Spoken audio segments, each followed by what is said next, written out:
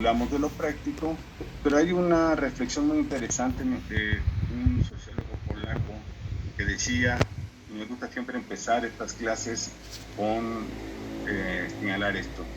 Dice, no hay nada más práctico que una buena teoría. ¿Y por qué se dice esto, que no hay nada más práctico que una buena teoría? ¿Y para qué nos sirve la teoría? Rápidamente les comento, la teoría, sí están viendo la presentación, ¿verdad? ¿No les Sí, escucho? ¿Sí? Ok, bueno, ahí está. ¿Para qué sirve una teoría? Primero veamos que las teorías son la derivación no solo de una mente o de una persona que se pone a escribir y a arrojar ideas sobre determinado tema o sobre determinadas circunstancias. Una teoría, por lo general, y digamos como principio básico, es la derivación, la conclusión, digamos, la parte nodal que se desencadena después de un trabajo práctico, de un proceso de reflexión, de análisis, de intervención, de participación en las comunidades, y a partir de esta experiencia, que puede ser de muchos tipos, las personas, los teóricos se ponen a reflexionar sobre lo que han vivido, lo que han leído, lo que han sentido y intentan establecerlo como una forma de interpretar y entender la realidad. Por eso es, por eso es la importancia de las teorías en el sentido de que son experiencias acumuladas a través del tiempo que las personas y los autores que lo van haciendo nos los van dejando escritos y que nos permiten a nosotros tener un escalón previo a lo que nosotros vamos a hacer. Es decir, no tenemos que empezar de cero, sino tenemos que empezar a partir de lo que se llama el estado del arte o la situación en que se encuentra la disciplina, en este caso la sociología. Si queremos estudiar cualquiera de los temas de la sociología, siempre es conveniente no empezar de cero, sino empezar del camino ya andado, de las aportaciones ya realizadas por otros autores. Cualquiera que sea el tema, que es un tema educativo, que es un tema de pobreza, que es un tema de relación comunitaria, que es un tema de empoderamiento, que es un tema de géneros, es un tema organizacional, que es un tema solamente teórico en términos conceptuales, etcétera. Es decir, hay camino andado no solo por nosotros, sino hay camino andado desde décadas, desde siglos, desde hace mucho tiempo, por diferentes autores y que siempre es conveniente retomar. ¿Y por qué es conveniente retomar esa experiencia? Pues primero para no andar el mismo camino y no llegar a las mismas conclusiones, lo cual pues no tiene ningún caso en términos del pensamiento. Y segundo, para tratar de evitar aquellos errores o temas que tuvieron, voy a pasar a la siguiente lámina para ver los temas para no tener, ¿cómo se llama?, que cometer los mismos errores o sacar las mismas conclusiones que ya tuvimos, ¿no? ¿Cómo comprender la teoría de la acción racional? Parte de una pregunta básica, ¿no? A ver, la sociología como tal, y lo sabemos desde que estudiamos a los clásicos, empezando por Durkheim, por Comte, empezando por Weber, la sociología tiene como centro del análisis, como objeto de análisis, los conglomerados sociales, llámense estos sociedades, grupos corporativos, etcétera, las diferentes formas. Es decir, grupos colectivos, grupos agregados.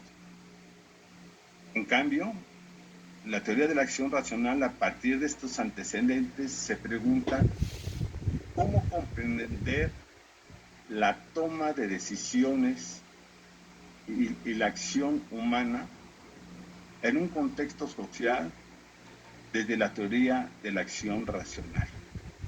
Es decir, porque a fin de cuentas, quienes tomamos las decisiones, dice la teoría de la acción racional, somos tarde o temprano los individuos.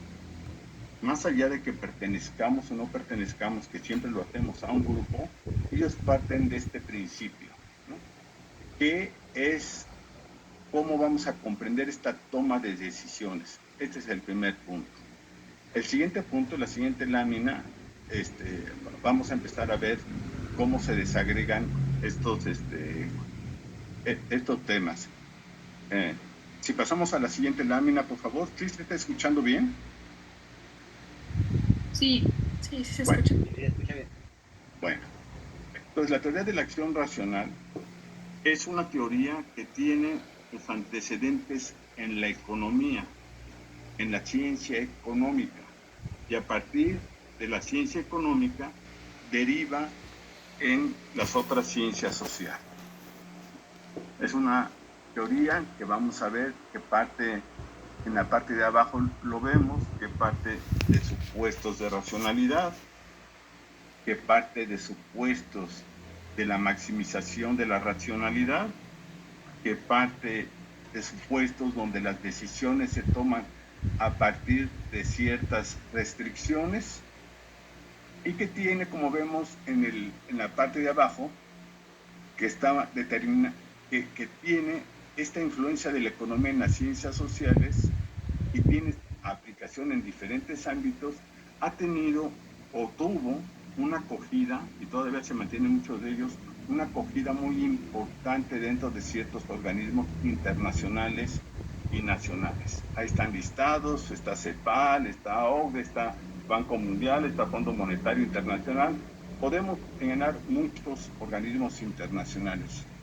Y esta decisión, el adoptar esta decisión, por eso es importante el estudio de esta teoría, porque es algo que está presente en la reflexión actual a nivel mundial. Ha estado en los últimos, digamos, 30 años, si no es que 40 años, y seguirá estando por muy buen tiempo a la hora de hacer reflexiones, análisis, estudio y toma de decisiones al respecto. Esta teoría de la acción racional, digamos, rompe en términos económicos a partir de la década de los 70. Hubo un proceso a nivel mundial de cambios de paradigma, de cambios de modelos de reflexión, de cambios económicos. Recordemos que la teoría económica neoclásica, digamos, fundamentalmente la de corte keynesiano, era el modelo imperante después de la Primera Guerra Mundial y sobre todo después de la Segunda Guerra Mundial. ¿Qué quiere decir esta política keynesiana? La participación principalmente del Estado y los gobiernos es importante como eje rector de las economías y como eje rector y normativo de las sociedades. Este es el principio fundamental de la teoría keynesiana, es decir, el mercado tiene que ser regulado y en algunos casos intervenido por el Estado y por los gobiernos para poder orientar y reorientar las prioridades que considere en cada país y en cada una de las circunstancias. Esta teoría, digamos, transita después del siglo de la Segunda Guerra Mundial y en Europa fundamentalmente, en todo el mundo, pero digamos, en Europa tiene una, una raíz muy fuerte, se consolida muy fuerte a partir de la participación de Estados Unidos en todo el proceso de reconstrucción de Europa. También está la participación de Estados Unidos en América Latina a través de la Alianza por el Progreso, donde se destinan recursos muy importantes a nivel económico para poder relanzar las economías que se encuentran afectadas por la crisis económica y política posterior a la Segunda Guerra Mundial. En el caso de México, esta política de la Alianza para el Progreso da un auge muy importante al modelo llamado de sustitución de importaciones, da un auge muy importante a la industria mexicana, donde mucha de la industria que estaba sentada en Estados Unidos y que por motivos de la Segunda Guerra Mundial tuvo que reorientarse al ámbito bélico, tuvo que pasar a México para poder producir. Eso logró que México tuviera, digamos, en los años 40, 50 y 60, un gran proceso de industrialización, sobre todo de la industria manufacturera, y ayudó mucho a digamos, al proceso de industrialización y urbanización del país. Estos modelos imperantes en Europa, que crearon en algunos casos las bases del estado de bienestar en términos de política social, principalmente en materia educativa, en materia de salud, en materia pensionaria, en materia de vivienda, tuvieron como su auge fundamentalmente en Europa continental, sin descartar Gran Bretaña, y principalmente tuvieron su raigambre más fuerte en los países nórdicos. En América Latina esto también tuvo un auge, aunque fue un auge menor, con un estado de bienestar más incipiente y principalmente acotado a sector laboral. ¿Por qué? Por el diseño constitucional del país, donde las prestaciones de carácter social, de seguridad social, no están vinculadas al concepto de ciudadanía como en Europa, sino están vinculadas a una relación laboral a partir del artículo 123 constitucional. Bueno, pues ya me estoy desviando. Si pasamos, por favor, a la siguiente lámina, vamos a ver, ¿qué vamos a ver en el primer tema de la materia? El concepto de racionalidad y el intercambio social. La siguiente. Déjenme comentarles algo. A los 40 minutos se puede, ¿cómo se llama?, acabar el tiempo del Zoom. En caso de que se acabe, reanudamos con la misma liga, ¿no? Por favor, para que no haya, ¿cómo se llama?, ningún problema de volvernos a conectar, ¿no? Se me estaba olvidando eso y no vaya a pasar. ¿Hasta aquí alguna pregunta, algún comentario al respecto? Todo bien. Sí. Todo bien. Bien. Bueno, estos son los 4 temas, los 4 contenidos básicos de la asignatura y vamos a irlos viendo uno por uno para que ustedes se ubiquen también en el, ¿cómo se llama?, en la plataforma de, ¿cómo se llama?, de la asignatura que aparece en la plataforma del Sistema de Universidad Abierta. Vamos a ver el primero, el tema 1, se llama así, teoría del intercambio y elección racional en la sociología. ¿Qué vamos a ver en esos puntos? Vamos a ver principalmente los puntos de qué se entiende por racionalidad en este caso. Vamos a ver el concepto de racionalidad. Partimos que los supuestos de racionalidad, ya les había dicho, la cuestión de la maximización de la utilidad, una elección bajo restricciones, los costos-beneficios, incentivos de comportamiento, etc. ¿Qué tiene de importante esto en términos de la reflexión de la tradición sociológica?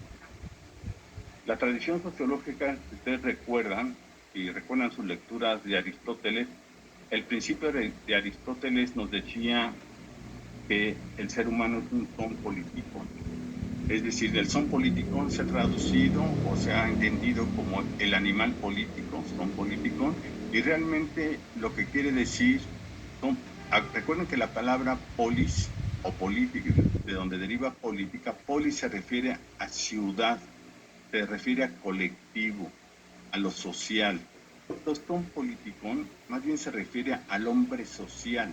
Ese es más o menos el entendimiento que debemos de tener cuando se habla del son politicón, y es al que refiere Aristóteles. ¿Qué quiere decir son politicón? El animal, el ser humano es un animal social por naturaleza, que no vive solo ni puede entenderse aislado de sus demás, de su colectivo, de sus grupos, desde su nacimiento hasta su muerte, e incluso que tiene referencias a sus antecedentes y precedentes en términos colectivos. A eso se refiere fundamentalmente Aristóteles. Y ese siempre fue el enfoque predominante durante muchos siglos de que esa era la concepción. Toda la filosofía, toda la ciencia política, toda la sociología, los primeros indicios de la antropología y la psicología entendieron así este concepto.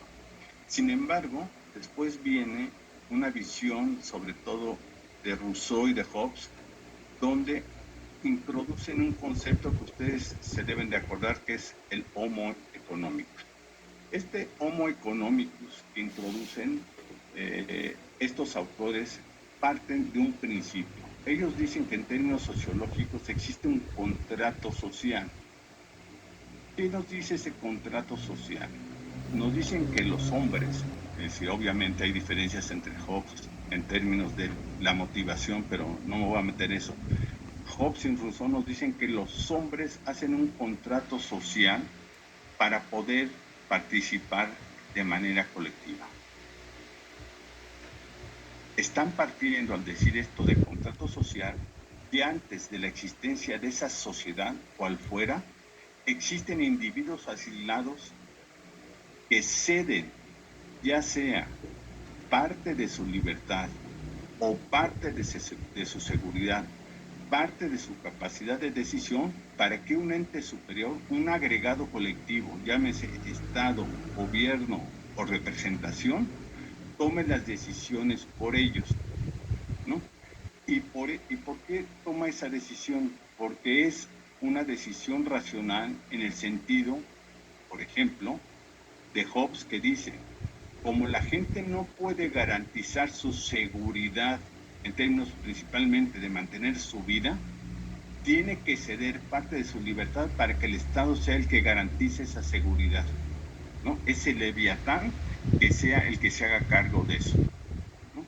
Entonces los individuos toman una decisión racional, calculada, que busca en primer lugar mantener la vida, lo cual es el mayor beneficio que puede tener una persona, y segundo, buscar una utilidad en términos no solo de mantener su vida, sino de tener una mejor manera de vivir, ¿no? Que ya se verá después que se entiende por eso. ¿Qué quiere decir eso?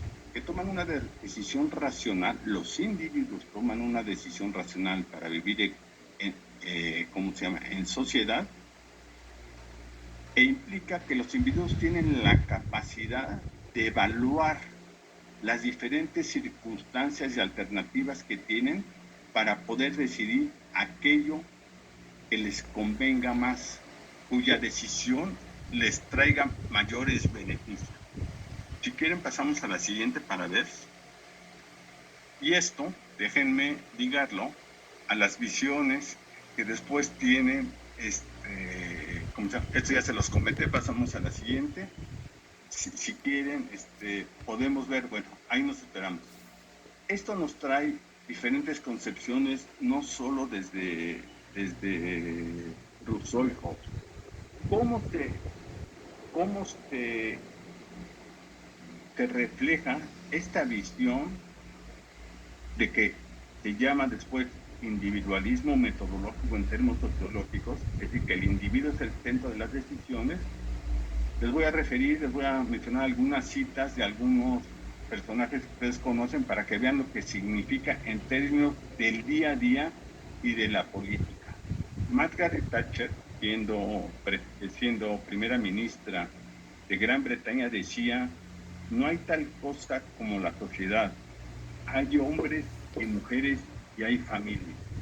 ¿Qué lleva esta concepción? Lleva que cuando uno toma decisiones desde el gobierno o desde el análisis académico o desde el análisis intelectual, a que el centro de la reflexión son los individuos. Hay otra frase que dice Thatcher: se nos dijo que debemos trabajar y utilizar nuestros talentos, es decir, nuestras capacidades individuales, nuestros recursos individuales para crear riqueza. Es decir, no necesariamente los recursos sociales y colectivos o familiares o grupales, sino nuestros recursos y talentos, ¿no?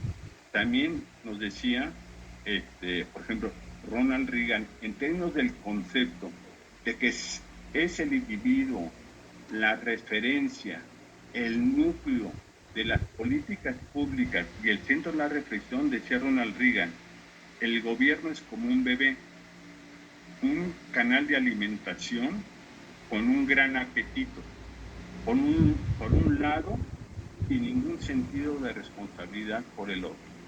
Nuevamente, es el individuo el centro que nos reflexiona. Bueno, y a partir de estas reflexiones generales, ¿qué tenemos como el tema 2?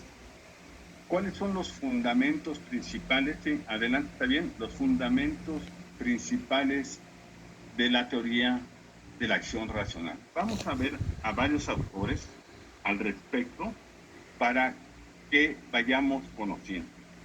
Seguramente, esto que les pongo, estos, por ejemplo, 3 puntos sobre James Coleman, es para que ustedes vayan viendo cuando hagan las lecturas qué es lo que hay que buscar y encontrar, cuáles son los matices y las sutilezas. Esto que les comenté en términos generales del origen de la teoría de la acción racional es como surge esta teoría, pero a medida que pasa el tiempo va incorporando diferentes elementos, matizando diferentes propuestas y haciendo, digamos, un análisis más fino de la realidad y donde mete la complejidad no solo del individuo, sino la complejidad de los grupos, la complejidad de la cultura, la complejidad de las relaciones sociales, la complejidad incluso de percepción de las personas en la toma de decisiones. ¿Qué nos dice Coleman fundamentalmente? Hay un tema muy importante que es el concepto de capital social. El capital social, ¿qué es? Como vemos, no solo se refieren a recursos económicos, se refiere a recursos de carácter social fundamentalmente, a esta capacidad que tenemos todos y que lo ejercemos, aunque no queramos día a día, de establecer relaciones con otras personas, con otros individuos, es decir, relaciones interpersonales en la comunidad en la que actuamos, en los grupos que actuamos, para obtener ciertamente los beneficios personales que queremos, pero también los objetivos colectivos a partir de la utilidad de esta toma de decisiones y buscar, como dice el punto 1, maximizar la utilidad de todo lo que decidimos. Cuando ustedes deciden estudiar una materia, lo que buscan no solo es tener una calificación y juntar 8 créditos o 10 créditos, sino también buscar cierto conocimiento, por decir un ejemplo, pero también tener una utilidad en términos de su formación personal, o a lo mejor una utilidad de carácter solo pragmático porque es la materia que ustedes creen que se les facilita más, o algunos dirán, no, es una materia que suena compleja, pero me interesa incorporar este aprendizaje a mi carrera. Es decir, tomamos decisiones con sentido de maximizar nuestra utilidad. También establece una relación que es la dimensión entre la parte más inmediata de nuestras vidas, es decir, la parte microsocial, con la parte más agregada de nuestras vidas, es decir, la parte macro. No es lo mismo la decisión que tomamos en referencia a nuestro núcleo familiar a la decisión que tomamos en referencia a nuestra escuela, por decirlo, a la decisión que tomamos en nuestro trabajo o a la decisión que tomamos en términos sociales y políticos, ¿no? Estas decisiones se evalúan. Pongamos un ejemplo muy claro que acaba de pasar, es la decisión de votar. La primera decisión es votar o no votar en el proceso electoral. Esta decisión no solo pasa por la cuestión personal, sino por los colectivos por donde nos desenvolvemos, por la interacción que tenemos en estos núcleos de lo micro a lo macro y del impacto que creemos que podemos o no tener a la hora de participar o no participar. Bueno, James Coleman habla sobre este tipo de relaciones que son de parte importante. Bueno, este va a ser un autor que vamos a ver dentro de la materia. Otro autor que vamos a ver, que es también importante y que vamos a ver en la siguiente lámina, y que también refiere al concepto de capital social, como vemos, es también Pierre Bourdieu y también Robert Kuhlman. El concepto de Pierre Bourdieu lo vamos a ir viendo, sobre todo desde una perspectiva que intenta meter lo que él llama campos o más agregados sociales para la interpretación. Pierre Bourdieu nos habla del capital social como un mecanismo de diferenciación social. El capital social que tenemos en términos de la familia, que es desde el principio un factor de diferenciación y por lo tanto de los márgenes y posibilidades que tenemos de decisión. Déjenme poner un ejemplo muy burdo, pero que trata de ser ilustrativo. Nuestros márgenes de decisión, todos los que estamos en este Zoom, a la hora de estudiar una carrera, tuvimos un margen de decisión individual y familiar. Pudo haber sido este margen muy ancho o pudo ser este margen muy estrecho. Este margen de decisión, digamos en términos esto que se habla de diferenciación social, para algunas personas, para empezar, no tuvieron ni siquiera la capacidad de decidir si querían estudiar una licenciatura o no. Ese es un margen de decisión y que está establecido también por este capital social que tiene que ver con lo familiar y con ¿cómo se llama? Me están anunciando que queda un minuto en el Zoom, esperemos que no se interrumpa, si no se vuelven a conectar, por favor. Una persona que tiene la capacidad de elegir ya una carrera universitaria, pues tiene la capacidad de haber elegido muchas carreras universitarias, ciencias sociales, ciencias naturales, ciencias duras, etcétera, ¿no? Otro margen es el que eligió, como ustedes, estudiar una carrera, haber estudiado en la UNAM o haber estudiado en otras universidades. Pudo haber sido una escuela con menos prestigio o una escuela con más prestigio, o una escuela con menos costo, o una escuela con más costo, etcétera. O a lo mejor algunos de ustedes deciden no.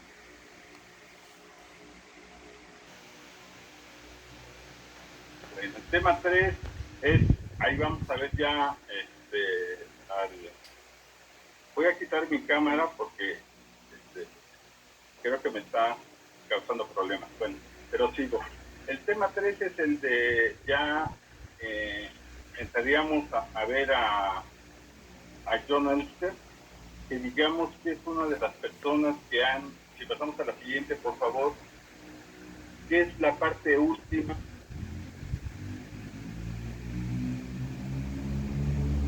Sí, principalmente, como dice ahí, pone el foco en el hecho social construido por individuos que participan conscientemente, a menudo impulsados por normas sociales de la acción colectiva. El autor ofrece muchos elementos para jerarquizar los conceptos, como las características de las normas sociales, que es lo que vamos a ver dentro de los contenidos, los tipos de motivación, los tipos de relacionalidad, emociones, etcétera, ¿no? Tiene unas ideas, la idea principal de y esto es importante para que ustedes lo sigan en su lectura, señala, tiene como base, que dice que muchas de las propiedades de los individuos son relacionales. ¿Qué quiere decir eso? Que para tener estos argumentos o estas formas de pensar, tienen como base la referencia de otros individuos. Es decir, no es que el individuo lo cree solamente, sino que ya tiene aquí un elemento importante de relación social, de sociabilidad, en referencia a otros individuos. También señala Elster, sin embargo, a partir de esta conexión de referencia a otros individuos, sigue manteniendo que los fenómenos sociales pueden ser explicados en términos de los individuos, fundamentalmente, sin olvidar que esas relaciones sociales sigue primando la decisión individual. Y señala que los individuos tienen objetivos, tienen intereses, buscan beneficios que afectan o benefician el bienestar de otros. Y también que afectan o benefician no solo a otros individuos, sino a otras entidades que él llama supraindividual, es decir, hablemos de familia, de escuela, de colonia, de grupos amigos, etc. Y señala que, si pasamos a la siguiente, por favor, a la siguiente lámina, bueno, acabo con esto, que hay varios criterios, tres grandes elementos que pueden entenderse a partir de este tema 3 que se llama lógica, interacción y racionalidad en la sociedad. Hay un elemento de racionalidad, ciertamente, esta capacidad de decidir y de evaluar de los individuos, pero también hay ciertos elementos de legitimidad, es decir, que no necesariamente son entendibles a partir de la racionalidad. Hay, por ejemplo, elementos de empatía en las relaciones entre los individuos ante un hecho social. No todos somos, por decirlo así, ajenos o nos podemos abstraer de las decisiones de otros, sino que tenemos cierta empatía, mayor o menor, hacia ciertos hechos sociales. También señala que existe una relación entre lo que uno dice, en que lo que se llama la explicación que uno da de las cosas, cómo uno las entiende y cómo le interpreta el otro. Eso lo vamos a ver más adelante más con Max Weber, pero también esta idea de una relación, digamos, de explicación-interpretación.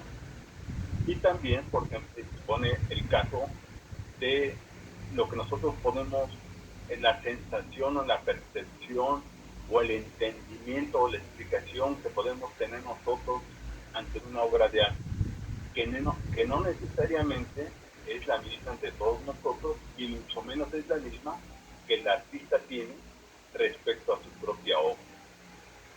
Hay otro elemento que señala que también hay determinadas creencias y motivaciones que seguramente modifican, si no es que distorsionan, las decisiones de los individuos.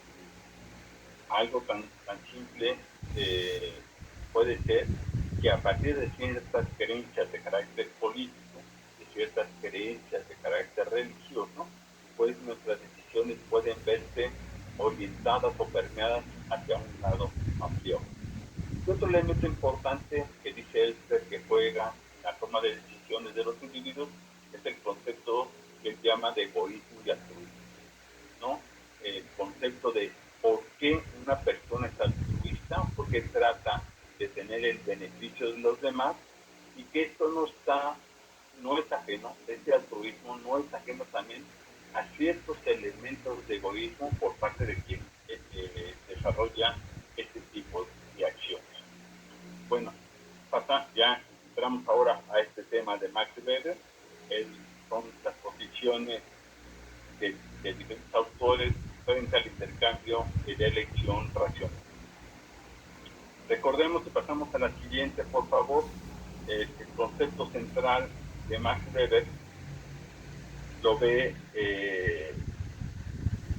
Recordemos que la psicología es fundamentalmente una ciencia, una disciplina científica que busca, en primer lugar, comprender y también, obviamente, interpretar la acción que desarrollamos los individuos y los colectivos en términos sociales.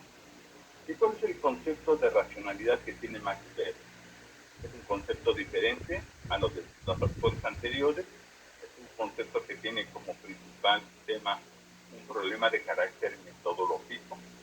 Y cómo abordamos el conocimiento, cómo abordamos eso que les dije, la comprensión e interpretación de lo social, cómo sentimos, qué sentido le damos a nuestra vida cultural, no solo a la cuestión económico, político, sino en términos generales, al tema cultural, y cómo integramos estos elementos en las ciencias sociales o lo que él llama las ciencias de la cultura. Max Weber aborda diferentes tipos de racionalidad y que vamos a ver en este tema 4. Los 4 conceptos que maneja Weber sobre la racionalidad es la racionalidad con arreglo a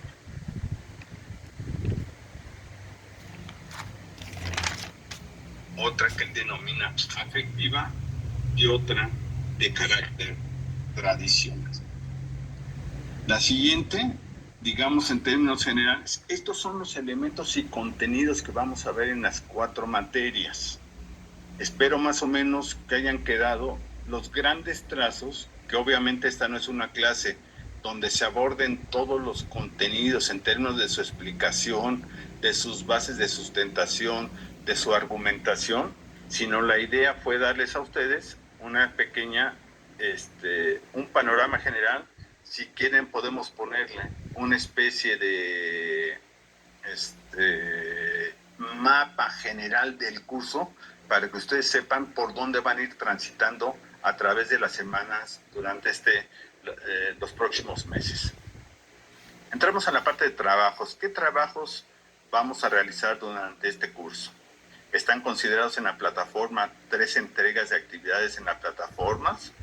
Todas tienen el mismo valor, es decir, la calificación de 10 o 100 que se pone al final como calificación final está dividida en 13 ítems con el valor igual entre todos nosotros.